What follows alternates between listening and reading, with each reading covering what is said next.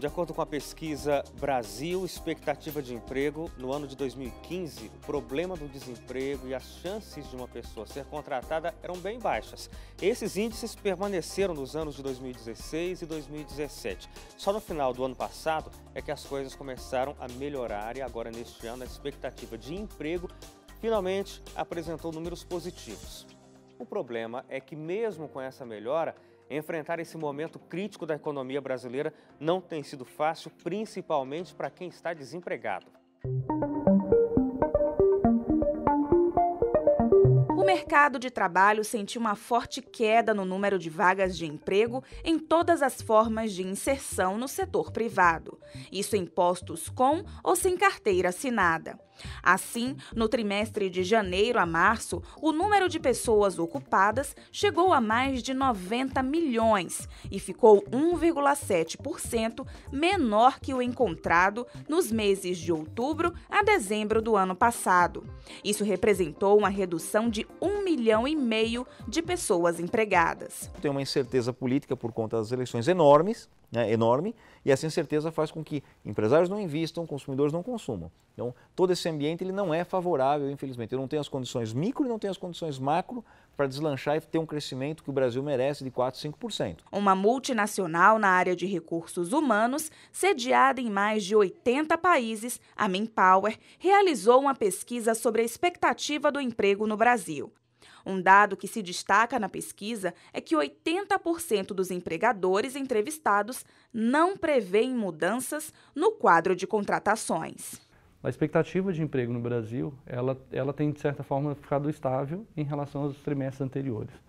A gente já teve situações, ou anos, de 2016, 2015, que esse dado era negativo, e hoje a gente tem um dado que é positivo, uma expectativa líquida de emprego que é positiva, porém, de certa forma, estável em relação aos trimestres anteriores.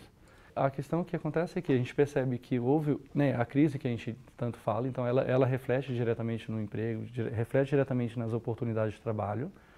O que a gente observa é que há uma certa recuperação, mas acho que devido a esse ambiente de mercado, seja o ano que a gente tem a questão política, a questão toda do risco do investimento que os investidores pensam em relação ao Brasil, sobretudo esse cenário que a gente entrou de crise, a gente tem recuperado.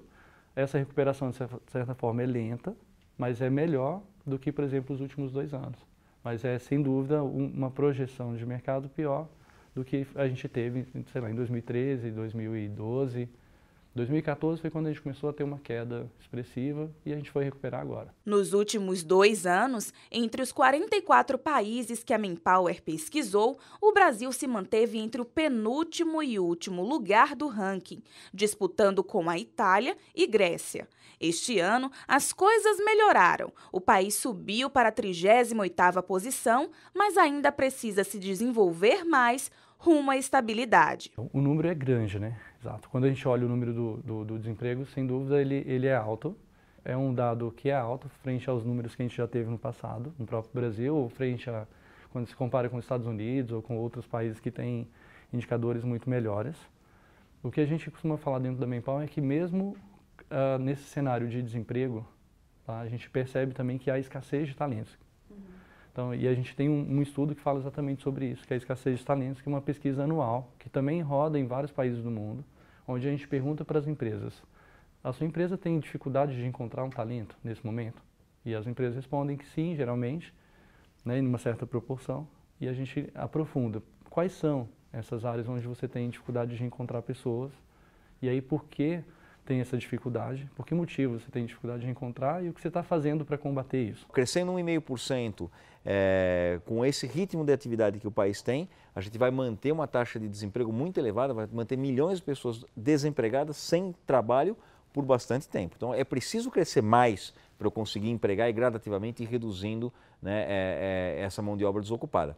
Evidentemente, esse ano é melhor que o ano passado. Eu estou crescendo alguma coisa, estou gerando alguma coisa de vagas de trabalho, mas ainda é muito pouco perto da necessidade do Brasil, perto do dano que os anos de crise fizeram. O país saiu de 5, 6 milhões de desempregados para 14 milhões de desempregados. Hoje está em 12,5, estão arredondando os números. Melhorou dos 14? Melhorou, mas nossa, vai demorar muito nesse ritmo para eu voltar a ter uma taxa normal, vamos chamar assim, normal de desemprego, que seria 5%, 5, 6 milhões de pessoas. Robson que o diga, os 4 meses em que está desempregado parecem mais uma eternidade. Porque eu não tinha noção que era o desemprego, porque todo mundo falava, eu estou desempregado, não arrumo serviço, aí na minha cabeça eu pensava assim, não, meu, não é possível o cara não arrumar serviço. Eu pensava assim, porque quando você está trabalhando, você não tem noção, você assim escuta o vizinho falando, o amigo falando, mas assim, quando cai dentro da sua casa, aí você acaba acreditando que você também assim, vai acabar passando pela mesma situação, coisa que a gente não quer. Ele tem tentado de tudo, em funções fora da área de formação, com salários reduzidos, mas está difícil. Então, assim, a gente manda currículo. Só que quando chega na hora para você receber, assim, você até recebe uma resposta, mas assim, quando chega na hora assim, de eles chegar e falar assim, você ganha isso na carteira? Eu falo assim, ganho. Só que eles falam assim, o salário é menor do que você acha que está esperando. Aí o que eles falam? Então depois a gente volta a ligar para você. Então, é difícil. Esses dias mesmo, deve ter uns 10 dias atrás, eu saí com 20 currículos, entreguei os 20, eu tive resposta de alguns, eu fui, quando você chega lá você mostra a carteira, quanto que você ganhava, eles, assim, não é que é muito, mas eles falam assim, meu, aqui a gente não consegue pagar isso. Mas o que a gente quer é só uma oportunidade de entrar para trabalhar, porque a gente quer trabalhar, né? Mesmo com a redução do salário. Mesmo com a redução do salário. E para dar conta, ou melhor, para fazer a conta entrar no bolso, só há uma saída. Tô reduzindo gastos. Que era, eu saía bastante, eu saía muito de carro, saía muito de moto. Assim, moto eu só uso mesmo para ir para um lugar longe. Porque sair é caro também, a gasolina tá muito cara. Então o que eu faço? Assim, lugar que eu consigo ir a pé ou próximo da minha casa eu consigo ir. Assim, eu tô economizando tudo. Água, luz, assim, micro-ondas é o vilão de casa, chuveiro, ferro, assim.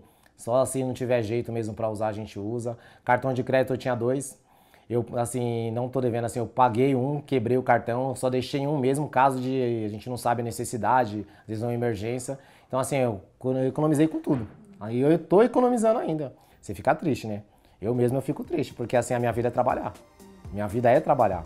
Eu sei, o quadro não é nada animador, mas a esperança não pode morrer nem para o Gabriel, nem para o Robson e nem para os 13 milhões de brasileiros desempregados. O importante é perseverar e acreditar que já já as coisas entram no eixo. E aqui dentro do estúdio a gente volta a conversar com Yolanda Brandão, psicóloga, coordenadora de treinamento do NUB. O NUB é o Núcleo Brasileiro de Estágios. Estágio ainda é a principal porta de entrada para o mercado de trabalho, Yolanda? O estágio ele tem uma função de sanar uma deficiência que é não só do Brasil, mas sobretudo em períodos de crise também, que é o desemprego no jovem, que no Brasil está quase 3 vezes mais do que na população em geral. Então, o estágio, ele facilita o ingresso do jovem que está sem experiência, que ainda não tem definição para que área vai. E, além disso, o empresariado, ele tem uma série de benefícios, né, e de incentivos para a contratação desse jovem. Portanto, é uma das modalidades mais indicadas para quem está começando a carreira, junto com a aprendizagem. Claro, porque o estágio é esse momento, como você explicou bem aí, né? O jovem, ele tem a experiência agregada pelo trabalho e o empregador acaba ganhando também, né? É uma via de mão dupla, todo mundo sai no lucro com isso, não é? Claro, como a gente estava conversando no bloco anterior, a gente ainda tem um gargalo de mão de obra qualificada. Então, o estágio ele também é uma possibilidade da empresa de se preparar para um futuro de médio prazo. Em 2, 3 anos, terem profissionais que já têm uma experiência, uma trajetória e podem ser absorvidos na organização em posições mais estratégicas. Eu mesmo comecei a carreira como estagiária. Acho que, para mim, pessoalmente, foi excelente. E aí, com todos os estagiários que eu acompanhei durante a minha carreira, o estágio ele muda a vida, né? Acho que muda a forma de a gente inserir no mercado e isso é muito importante. Agora, a gente está, como a gente já tem falado desde o começo do programa, nas reportagens que o pessoal de casa viu, o momento ainda é de crise, o momento ainda é de dificuldade para conseguir esse tão almejado emprego. São mais de 13 milhões de pessoas desempregadas e tem aquele grupo que não entra na estatística porque está naquilo que você falou, já estão desalentados, eles já não estão mais procurando o emprego. Mas aí há números que sugerem 27 milhões de pessoas que deveriam estar no emprego formal e que não estão. Então, para quem está acompanhando a gente, o que essa pessoa pode fazer, Yolanda, para não entrar no desalento e para estar preparado para uma vaga que surja? Ou, quem sabe, para fazer essa vaga aparecer? Olha, é muito importante saber que, diferente dos anos anteriores, 2014, 2013, não tem tantas vagas, portanto, as pessoas vão ser chamadas para poucas entrevistas. Então, as entrevistas que surgirem, os processos seletivos que surgirem, a gente tem que ter o máximo de assertividade possível. Então, o processo seletivo começa antes mesmo de você ser chamado para uma vaga. Ele começa quando você vai construir um currículo, se candidatar nas centrais de empregabilidade, como o NUB, por exemplo, que é especialmente voltada para os jovens, para estudantes. Mas quando a gente vai inscrever nossos currículos num site, então fazer com atenção, fazer os testes online, se forem solicitados, ficar atento às vagas que surgem. Muitas vagas são divulgadas através da internet, no site da própria empresa, em redes sociais como o LinkedIn, mas ainda tem o amarelinho, jornais, enfim. Então, ficar atento às redes que são disponibilizadas essas vagas. Sabendo aonde se contrata, quais são os meios que são divulgadas as vagas que você pode concorrer, é a hora de se preparar para um processo seletivo. Então, ir com tranquilidade para uma entrevista, para uma dinâmica de grupo, preparar já o que você precisa dizer, o que é importante, então contar quais eram suas experiências no trabalho anterior, quais foram suas conquistas, seus principais clientes, enfim, pensa antes de ir para a entrevista tudo de bom que você fez naquela organização.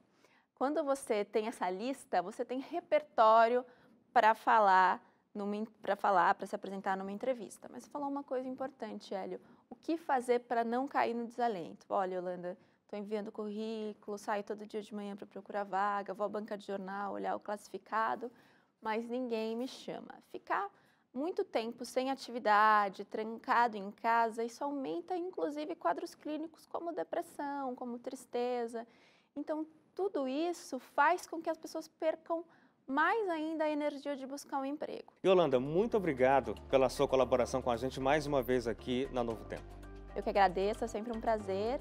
Nós estamos à disposição. Muito obrigado. Eu agradeço também ao NUB, que permite a participação da Yolanda aqui com a gente. Muito obrigado a você de casa outra vez. Não se esqueça que você pode rever essa conversa aqui com a Yolanda, as dicas que ela deu para recolocação lá no nosso site, novotempo.com/jornalismo. Eu espero você no próximo programa. Até lá.